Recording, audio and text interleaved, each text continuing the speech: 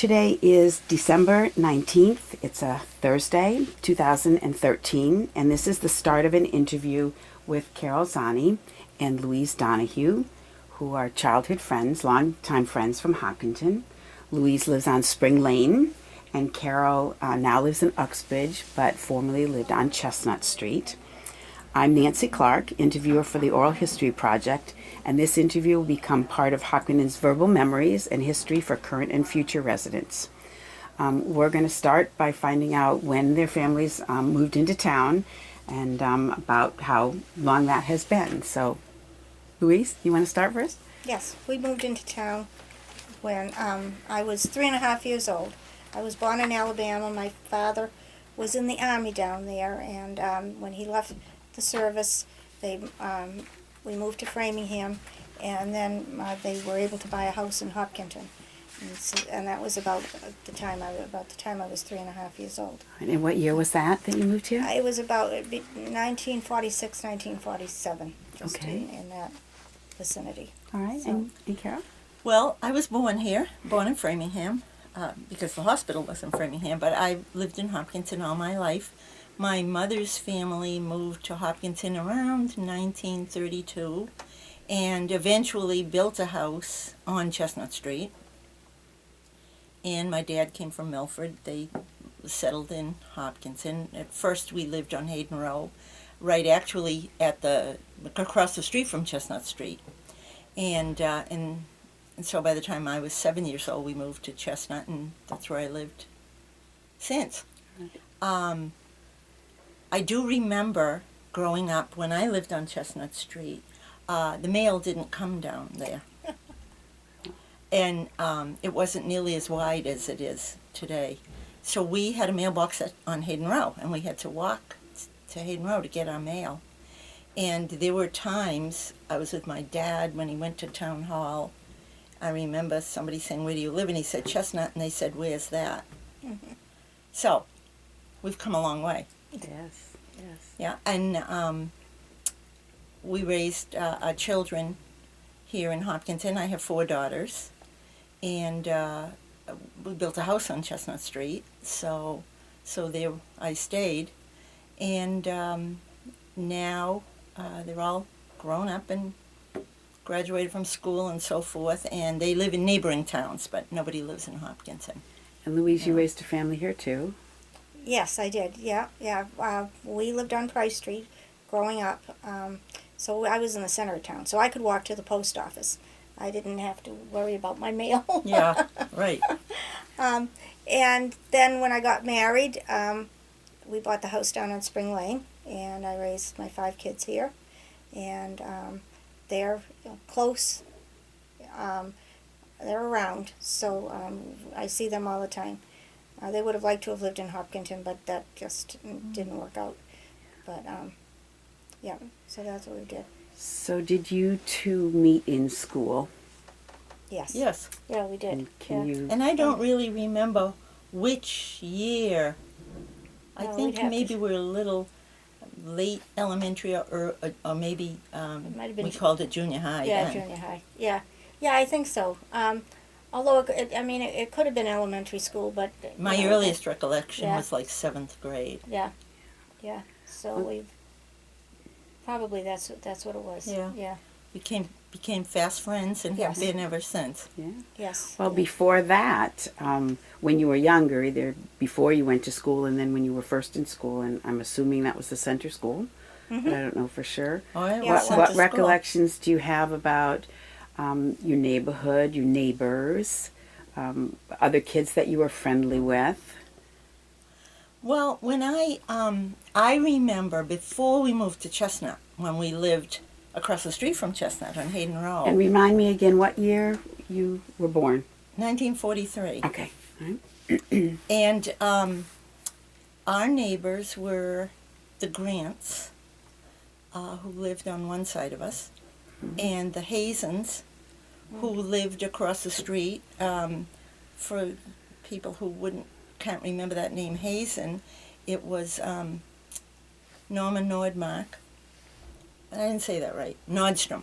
Norman Nordstrom, and Charlotte Marquardant were Hazens. All right. And we went to school with their youngest brother. I think there were 6 children in that family. And their youngest brother was David, who Yeah. went to school with us. Okay. And then on the other side of us were the Caseys. And they stayed in Hopkinton, all grew up in Hopkinton. And then the Caseys rented an apartment over and behind a store. And Charlie DeLeo owned the stores. I think it was like a grocery store. But again, another Hopkinton family. Yeah. Where did they move to later? Grove Street, or maybe that's where they lived. Yeah, I think so. Yeah. And how about your neighbors and friends on Price Street? Well, let's see. The one that I really remember is next door to us was this. She was a teacher. She taught in Milford. She lived in Hopkinton. She was retired.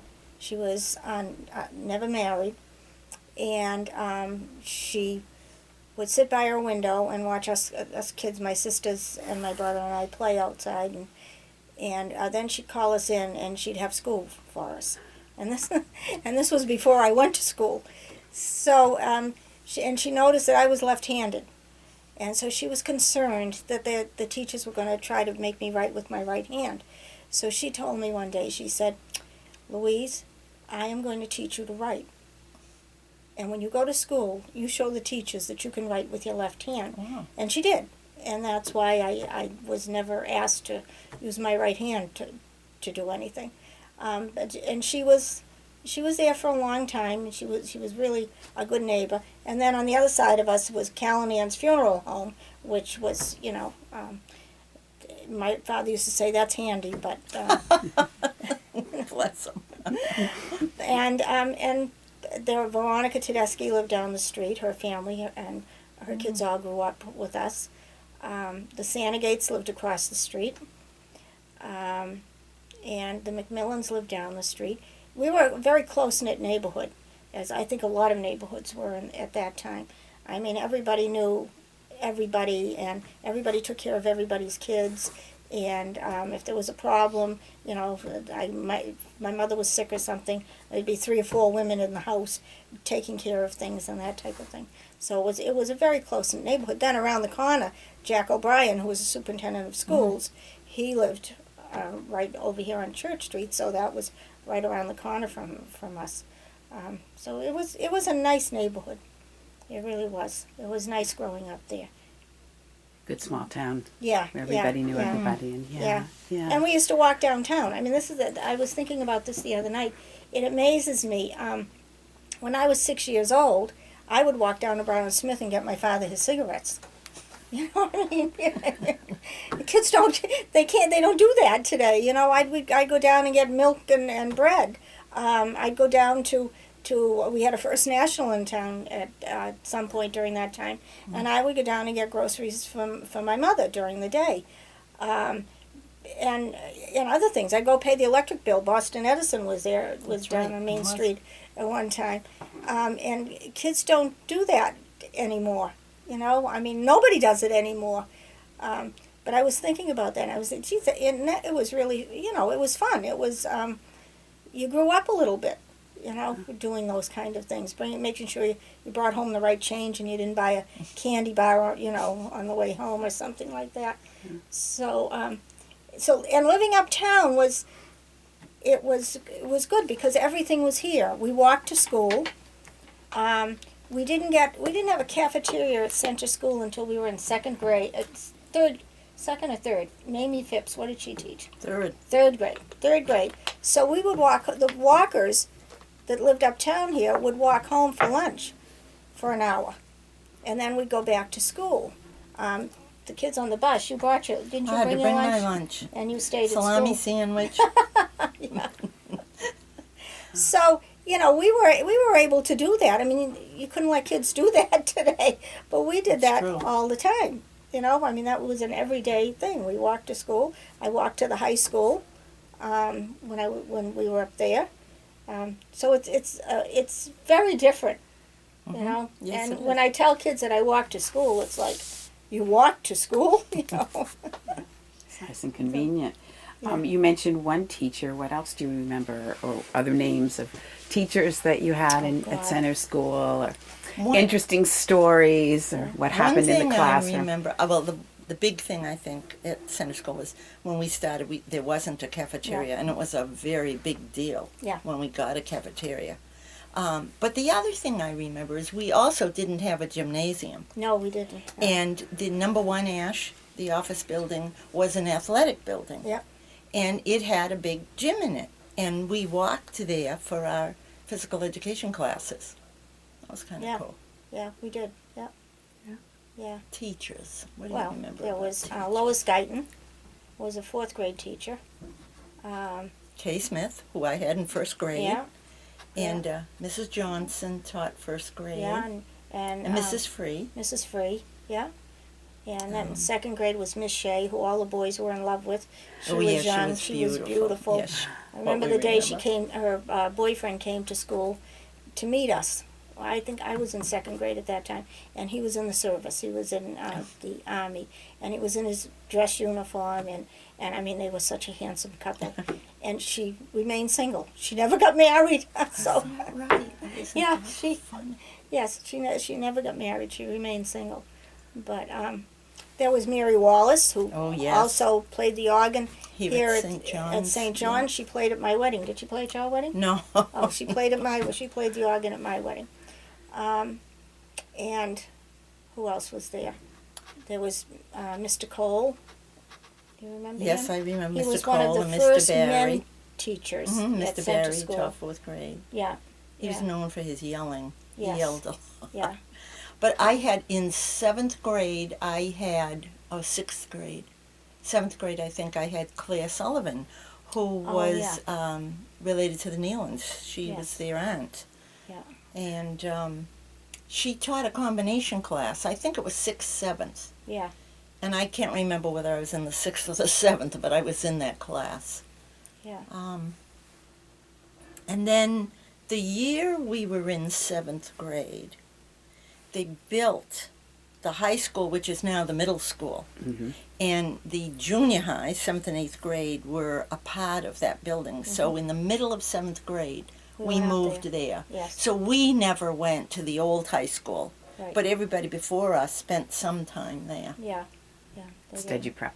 Digi Yeah. Prep, yeah. Yeah. So, So you we- went into a brand new school. Yeah. We and did. so we were the first class to go through From 7th to, the high school Yep. to graduate from the high school. mhm.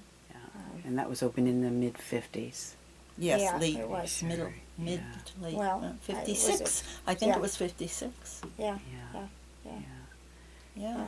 And what recollections? So what did kids, teenagers do in Hopkinton in the 1950s, Oh gosh, 60s? they went to Teen Canteen on Yes. Saturday night, and that was held in the basement of what was the Congregational The Church. church. It's now what, a Korean Presbyterian Mm-hmm. is. But yes. But we had dances at school. Oh yes, We had a Sadie Hawkins dance every year. that's right.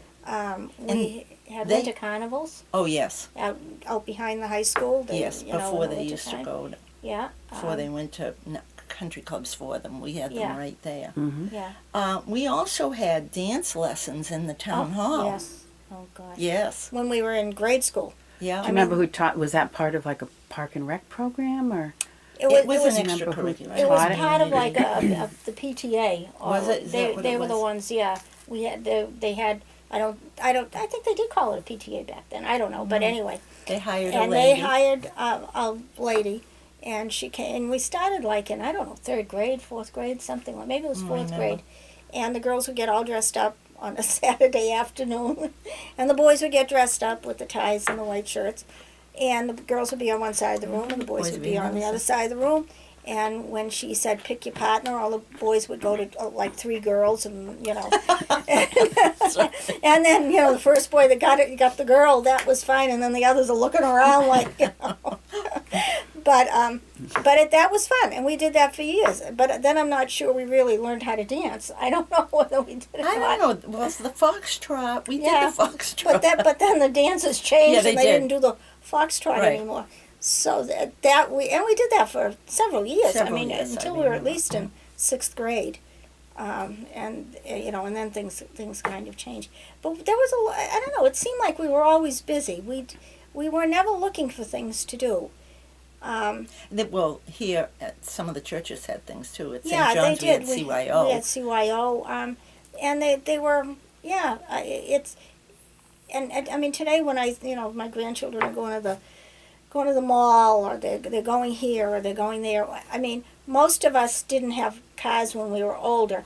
And the other thing was, and I was thinking about this too, our fathers drove, but our mothers didn't drive a lot of the time. Yeah, my mother did drive, but she we only had one car. Yeah. Right. I mean, my mother didn't get her license till after I got my license. So and most people only had one car, so you couldn't go anyplace. We did have the bus that went from Hopkinton to Framingham, and then you could get one in Framingham to go into Boston. But there was no mall to go to. There was no mall to go to. No, that's true too. Downtown Framingham was bustling with stores. And you when you got a little older, you could I can remember taking the bus to Framingham to go to the movies when I was in junior high. But so you had to stay in town. So I think, and there was just plenty to do. We found things to do. You know, we'd have apple fights. You know, I mean, we found all kinds of things to do. Where did you get the apples? From the kitchen or from an no, orchard? From apple trees. In the neighbors, a lot of the neighbors had apple trees. Okay. So we would just pick a tree, and we'd have two teams, and we would have apple fights. Now, if anybody hears that I was in an apple fight, they're not going to believe it. But I was. Several of them. Yeah. But, so it was, we just, I don't know, we were outside, we played, Price Street in the wintertime, you could get your sled out if they hadn't plowed it, even if they had plowed it, and you could slide down the street, onto Grove Street, and I mean, you didn't have to worry about getting hit by a car or anything, so it was, we did all those kinds of things that the kids can't do today. And in high school, some of the teachers we had in high school. I remember in junior high, Mrs. Halley, who was a ward, and who am I thinking of? Miss Harris, of course. Yeah. She was. Who else do we have? Aubrey Doyle was one of our teachers, and Mr. Luther. Yeah, I forgot. Yeah, Link, English. what's his Mr. Rooney. Mr. Rooney, yes. He and his wife lived on the corner of Park and Ash. Right across. And he became town moderator for years, Ed Rooney. Yeah, he was. Did a lot of the teachers live in town? I'm just thinking, compared to today, teachers and policemen and firemen, and I don't think there were a lot. There were a few, but there weren't a lot. Yeah, that lived in town.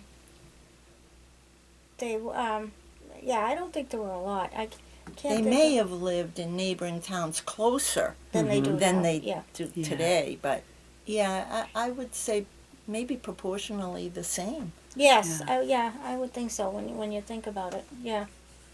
And what did your parents do? Did they work in town? Did they work elsewhere? Your friends' parents. I'm just curious. Today, it's such a commuter community. Yeah. Right. Well, I think a lot of people work for General Motors. Yes, that's true. At that time. And General Electric. Yes. It was Telecom then. Yeah. And I don't know what it's called now, but yeah, I don't know what it's called. In Ashland by the Dairy Queen, that is an office building now, but that was a big bustling business. And I mean, my father worked for himself. He was did construction and carpentry work, so he worked for himself. But General Motors and Telecom and GM was in Framingham. Yes, right? it was. Yeah, and Boston Edison. There were some people, and the telephone company, the gas company. Yeah. So they were, and they were mostly blue collar workers. I mean, there were not, a lot of white collar workers. So, but and my mother was home most of the time. She did have jobs occasionally. She'd work for a couple of years and then she'd be home for a while, and but that's what most of them did. I can't think of anything. Yeah, many of the moms were stay-at-home moms. Yeah, they were typical for the time, for the 40s and 50s. It was. Yeah. my father worked for Rosenfeld Concrete in Milford, and my mother worked very part-time for a small company in Natick. But there were a lot of years she didn't work, and then I remembered years when she did work part-time, and it's just mostly home. Again, we were one-car family. I don't think we ever became a two-car family, actually. No, we didn't either. No. You mentioned downtown a little bit before. What are your other recollections? So you lived in town, and you know what the downtown looked like, what was there, how often people went there. Yeah. It hasn't changed a whole lot. And most of the people I think that lived in town did most of their shopping in town. I mean, because we had That's probably true. we had 2 grocery stores. I mean, there was First National, and I don't know whether there was an A&P at one time, and then there was Colella's. Yes. There was Woody's Right. Superette. Yeah. There was Emma's clothing store, and that was from women. And Emma was a McBride, yeah. another Hopkinton name. And then there was Day's clothing store, and Yes. that was both, but I think they kind of specialized in menswear. I don't remember. And and we had drugstore. What else did we have? I'm trying to think. We had a couple of drugstores. We had a Five and Dime. I remember Pierce's, the Five and Dime. That's right. So we had everything in town that I think most of the families needed to take care of themselves. And other towns really didn't have any supermarkets. No. The way we know supermarkets today. Right. They probably had a very similar mix as, we had here. Yeah. So there really wasn't a reason to go out of town. Except for clothing store. We'd go downtown Framingham. Yeah, We yeah, also went sometimes, downtown yeah. Milford, and Yeah. there were clothing stores Yeah. on the main streets Yeah. that we shopped at. But the 2 that we had, I mean, they were in business for a very Yeah. long time, and people would go there all the time. So. Yeah. But I saw it. There was a picture on the news after the storm the other day, and they were on the Common. The reporter was on the Common, and they just did a shot of down Main Street, and I said to Jack, that doesn't look much different than it did when I was growing up. I mean, the snow was beautiful. It looked beautiful. I said, and it really looks pretty. I said, it really still is a New England town. Yeah. And it was just beautiful. The small stores and the wide street, and it was really very attractive. And I was proud of it. I said, we haven't changed that much, What do you think has changed, and why? Or maybe a point of reference it could be physical appearance of the town or the population of the town, but also since you both grew up here and then raised families here, maybe even what was different, for your children than for you. Yeah. Well, definitely population. Yeah. That has changed. And I think the affluence of the town has definitely changed. Let's say the level of education. Yeah. And I think that's pretty common throughout our area. But it's a lot. And some of the businesses, I think South Street made a huge difference to what has happened here in town. And it's allowed, it's brought people from all over the country, which we didn't have before. Not just South Street, but the fact that we have an intersection of 495 and the Mass Pike. I remember when I was growing up, my dad worked for Rosenfeld, which was involved in construction, but I remember him coming home and saying that they were adding on to Route 9. They were extending Route 9, and he told my mother, now don't ever drive on that. It's a fast road. I don't want you to go out there. And then they built Shoppers World. Yeah. Oh, yeah. And that was the first of its kind Yeah. around here, that concept of shopping. Yeah. And then the Mass Pike in 495 brought everybody here. It was a sleepy little town. I remember when, if you went somewhere else, to Boston or to another town, they asked you where you were from, and you said Hopkinton. They said, where is it? They knew the marathon started somewhere out in this area, but they didn't associate that with the town, Hopkinton. Yeah. So we were pretty well unknown. It was Yeah. a little cow town, and I think throughout growing up it remained that way. I noticed the real changes as my children were growing up more than when I was growing up. Yeah, yeah. But 495 did have a big impact on it, Yes, because I can huge. remember realtors telling people that were interested in buying a house in Hopkinton, it's right near, no matter where you lived, you were right near 495. That was the big thing. I mean, yeah, you're right near 495. So it did have a big impact, because it did bring people that didn't want to live in Boston or closer to Boston. Right. It brought them out to an area where they could have land, and they could have a house, and there was a good school system, and so it did. That's when I think it really started growing. Then when our kids were in school, it just continued. Changes in the town, aside from the population, and I think this has happened in most towns. We are not as, we don't know each other as well as we did when we were growing up.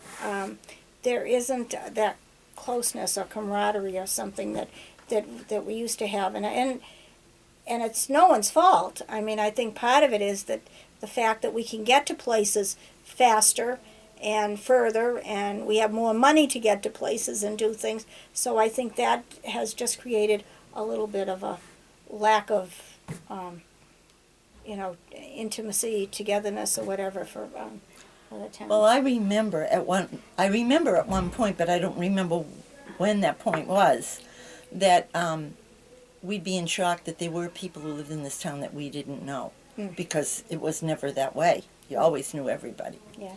But I also think, I feel very fortunate that I taught in the school system and I worked here at St. John's, because it kept me in touch with not just new families, but all the young families. And I'd hear my friends and people I know say, gee, I go in the stores today or go downtown, and I don't know anybody. And I felt very fortunate that I did, but that was only because of my connection with those young families at school and here at St. John's. But I think there is a camaraderie among the younger families. And I think a lot of that comes about because they don't have the friends and the contacts close by. And so their commonality is that they're away from their environment, their friends, their family, and so they make those connections with each other. But we don't feel it because we don't have it necessarily with all the people who've come. And I say new families, that's not a fair word to use. These people have been here now for 20, 25 years, 15 years. I'm sure they feel like they're part of the grain now, although we don't see them as that way. I've been here 29, but I'll never be a townie Sure in your eyes. Sure you will. Carol, I'm glad you mentioned your involvement in the town as a teacher and working at St. John's. And Louise, for people who don't know, you've been very involved in town too. And I'm sure that's sort of given you a connection with newer people. If you could just put it on the record, some of the things that you've done. Yeah. Oh, well, I mean, Where did she start? I've just been involved in, when you have kids, you get involved in things. And so most of the things I've been involved in have had to do with Girl Scouts or Cub Scouts, or and I was on the school committee for a while, and I'm involved in Women's Club, which I've been involved in for years, and that type of thing. So so I mean, still know a lot of people, and actually sometimes when I'm uptown, and somebody will start talking to me, and I'll say, I'm Louise Donahue, and she'll say, oh yes, I know who you are. But so we have been, and we have met all the new people, and they're wonderful. And I'm glad the town has grown the way it has. I think it's we still have a terrific town. I mean, and you know, we really do. And I'm so proud that I was able to bring up my kids in this town, and for them to go to the school system. And you know, it's just been I'm very happy I'm here. I feel bad for people that don't have the same connection that we have to a place. Yeah. You know, through the years, I would meet these young families who would come, and the woman would get involved and so forth, and then suddenly the husband's being transferred again. And they're used to that. Yeah. They're usually families who stay in a place a while and then are moving again. But I can't tell you how many of them have come into this office and said, "We're so sorry that we're moving. We've just begun. We love it here.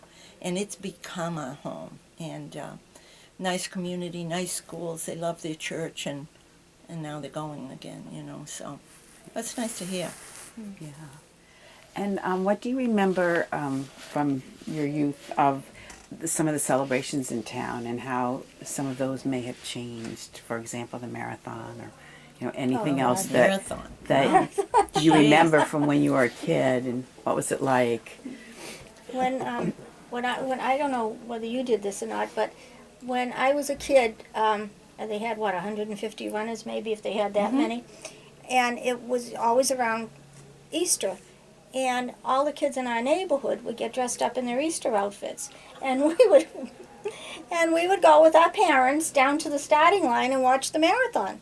And that was, you know, I mean, that was a big deal. You know, you wore your Easter outfit on Easter, then you wore it again the day of the marathon, and you would go down, and you could see. I mean, you weren't being trampled, or you know, so you could really enjoy it. And then you'd go back home, you'd change your clothes, and you'd go out and play, you know.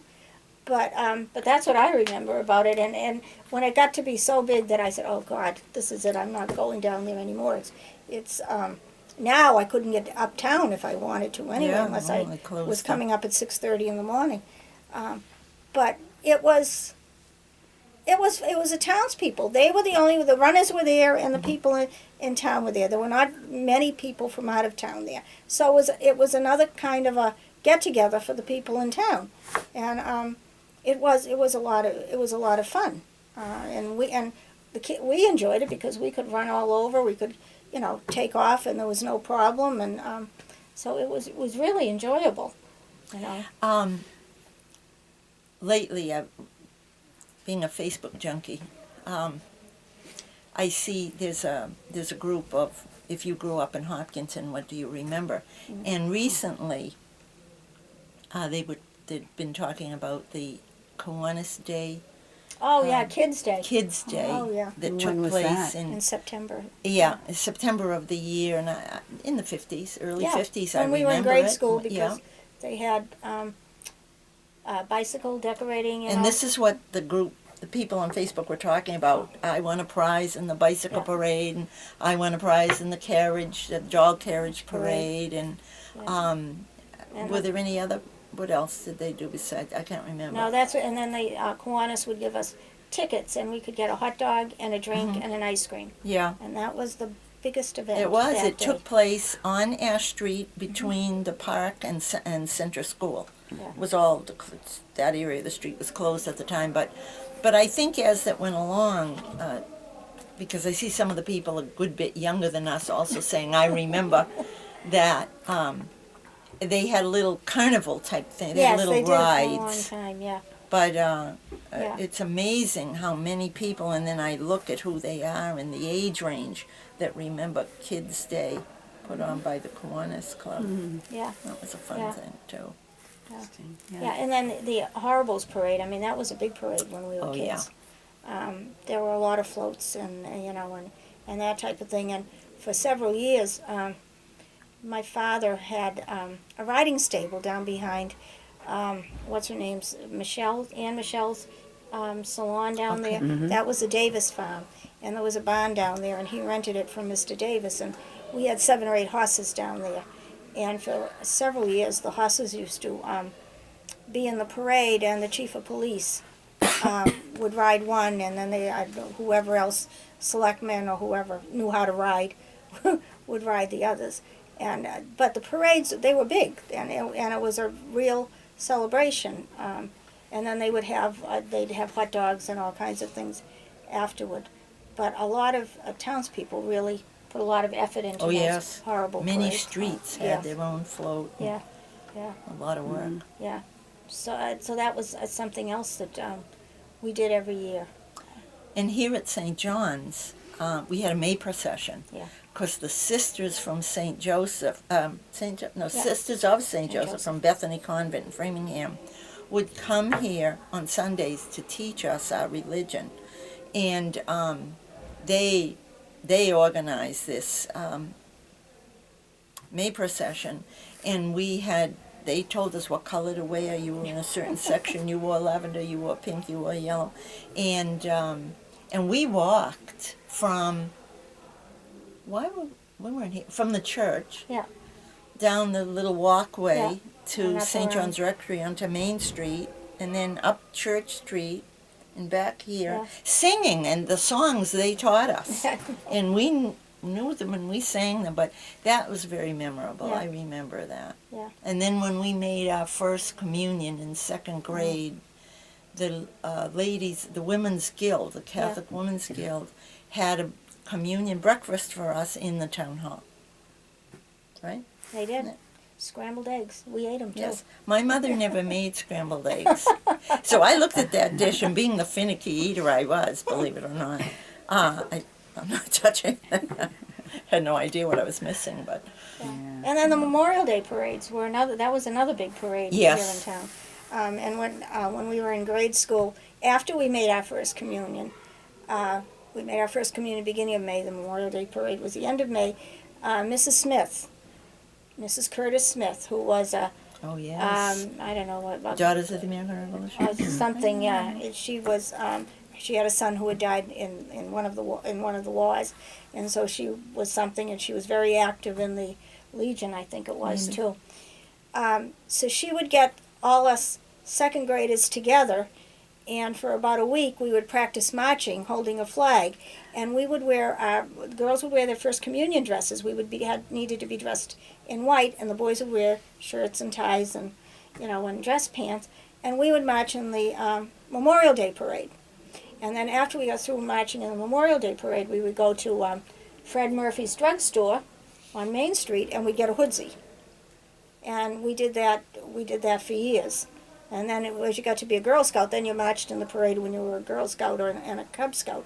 But we would save our first communion dress to wear for the Memorial Day parade. And I mean, it was just, it was something that people may think that, well, that was kind of strange. But it was just, it was the way people were then. Tradition. It was a tradition, and it was patriotic, and we all just rallied around it. It was, so that was the other thing that I remembered was those Memorial Day parades.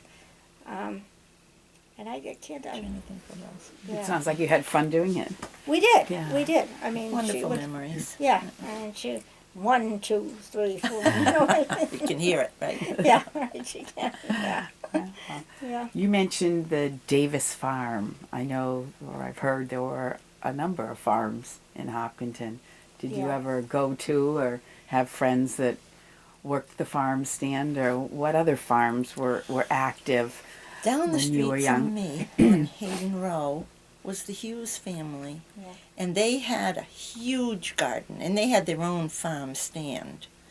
And I don't remember going to their garden as such, but we always bought our produce from the Hugheses, and it was huge. It was a huge Yeah. farm stand. Colulla's had a farm Yeah. on Hayden Row. The Abbots. The Abbotts on Ash Street. Yeah, big farm. Yeah. I can't. know who else. I don't know who else. I didn't spend too much. Oh, Arena's wasn't really a farm. Animals, It was a yeah. So slaughterhouse. some of them were probably because- animals. Yeah.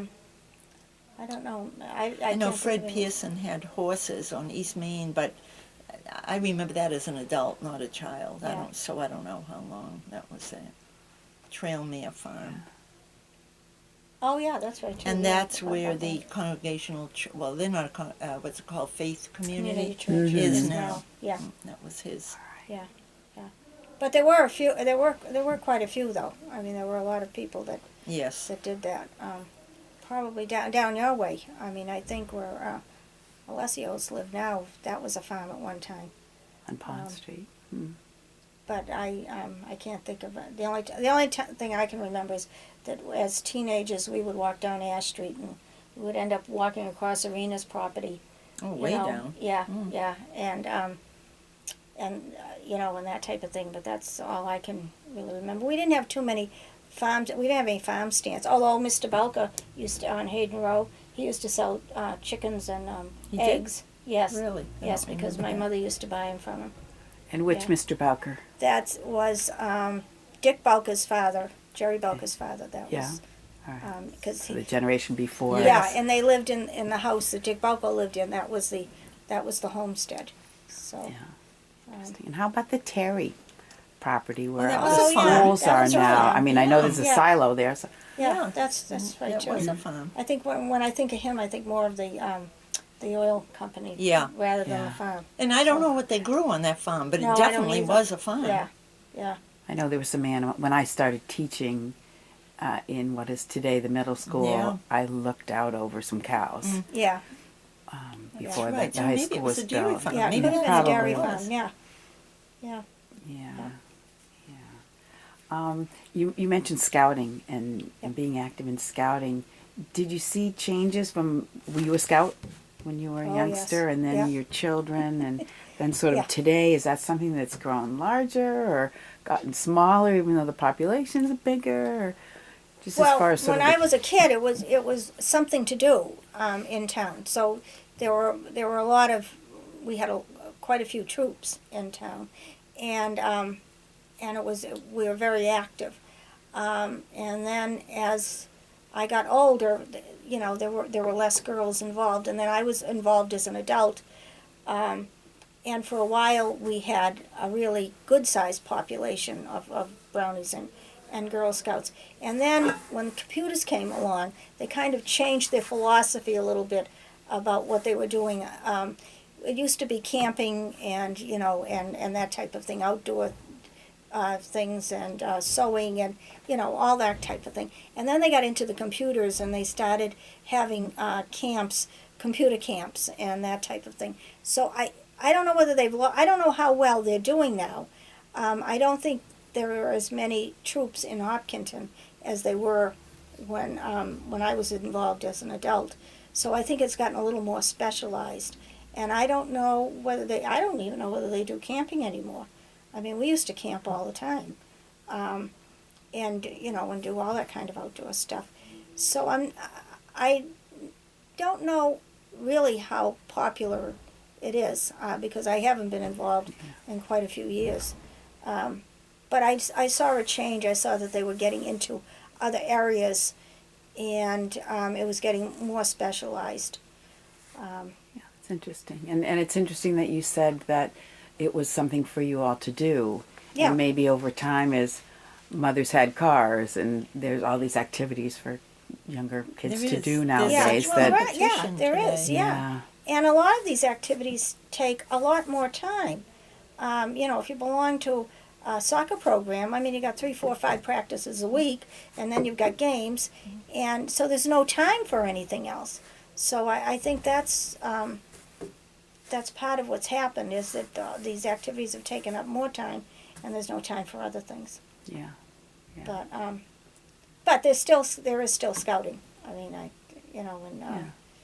Yes, it's still I hear it's a the it's a young good families organization. talk about Yeah. it. But I don't think kids last as long. I No, think you have right. very few senior scouts or cadet scouts. I mean, I think the Brownies and in the junior scouts they still have a number. But they also start them so young now too. They start them before they're in first grade. They start in kindergarten as daisies, and so the kids also get burned out faster. I think. How about that? Just sort of made me think about athletics in town, and if you've seen changes in that, either organized school sports, or or all the various, in-town leagues that they have from when you were young, and then through your children, and then maybe You what can you know take of that. them You're the today. athlete. You're the athlete in this. Did you play sports I in did. high school? I did. Tell us about that. Oh, gee. I loved all sports, but I really zeroed in on basketball. So, and I stayed with that. That was, my sport. And as a former high school athlete, I am very happy to say that girls seem to get, or at least are on the same footing for billing as the boys are. When I played basketball, we were not allowed to play night games because that was the boys. So we got to play after school, afternoon games. Girls didn't play night games. And it was a different kind of game. There were 6 girls on a team, 3 guards and 3 forwards, and you didn't cross the center line. Do you remember that? And I'm not sure that I could have played the basketball game that girls play today. Yeah. And they run that full court, and they're athletes for sure. But we had a good time, and we enjoyed our afternoon games, and we were very competitive. We had some good coaches and some not so good coaches, but mostly we had good coaches. Do you remember a coach in particular? Well, of course, Marion Harris was... She's everything. She was everything, but she was the girls' coach, and she was a good coach. And Eva Kiley, who was Eva Cellularo when I had her for a coach, was also a good coach. We had a young woman from Wellesley, and I cannot remember her name, but she was a darling. She was a great coach, and just a lovely young woman. But I look forward to that baskall court after school. And it was a lot of fun. We had a lot of fun. We did have away games. They did see fit to hire a bus to let us do that. But, I watch girls' sports today, and they're amazing young athletes. That's great. Yeah. But Hopkinton, I think, has always been a big sports town as far as high school athletics is concerned. And the Browns had a lot to do with that. Yeah. So I The Brown family. The Brown family, yeah. Yeah. I mean, we had winning football teams when we were in high school. Yes, we did. And basketball teams too. I mean, and the other thing about girls basketball, though, you couldn't charge for a girls basketball game. You couldn't charge people. I guess I didn't realize that. No admission. No admission fee, but we could charge for the boys. I was really upset about that. We finally changed that when I was on school committee. But Good girl. Society changes. yeah. But we always were, and we still are. I mean, there's still a lot of support for athletics here in Hopkinton, and and when soccer started in Hopkinton, everybody said that's not going to last. We're basketball and football and baseball. I mean, those are sports. Soccer's not sport, and soccer's as big as anything. And also, I mean, to have a hockey team too. And a swim team. I mean, amazing. They yeah, really had a golf team. Yeah, so it's that's something that's grown in town, which has been really terrific for the kids and for the town as a whole. What do those of you who have lived here for a long time think about the introduction of orange into the school colors? Oh, yeah. That were traditionally green and white. Very interesting conversations about the addition of orange. There are those who don't mind, and there are those who really don't like it. But what I noticed, and I'm not sure I'm right, it seemed to evolve into more orange. That it's more orange now than first. It was a little orange with the green. Yeah, it was a stripe or something. I don't like it. I mean, the green and white was nice and clean looking, and it set us apart. And now it's like some of these professional football teams with the Bengals that have the orange and the black. I mean, they look gross, but so I think I would much prefer just the green and the white. I didn't mind it when it first changed to that little bit of orange. I liked that. That was okay, but Yeah, I guess don't I know. feel the way you do. And of course, when we were in, that reminds me, when we were in high school, we were not the Hillers. No. By far, we were not the Hillers. No. We were the Stone Throwers. Yes. And which is probably good that they changed that name. It's not a very good legacy Yeah. to have. Yeah. But Good thing we don't that have was an a Indian name. Yeah, I know. That was a big deal when that changed. Yeah, that was a very big deal. That was something that was really, Yeah. yeah. Change is always difficult. Yeah, it can be. Yeah. Hillers Well, is a good name. Is there anything else that you wanted Oh, to? God. No, we say could probably that- come up with things all afternoon. Yeah, I know. But, I don't want to keep you Nope. too long. But nope. All right. Well, thank you so much. This was fun, really Nancy. wonderful. Thank you. Yeah. And I just want to say this is the end of the December 19th, 2013 interview with Carol Zani and Louise Donahue. The interviewer was Nancy Clark.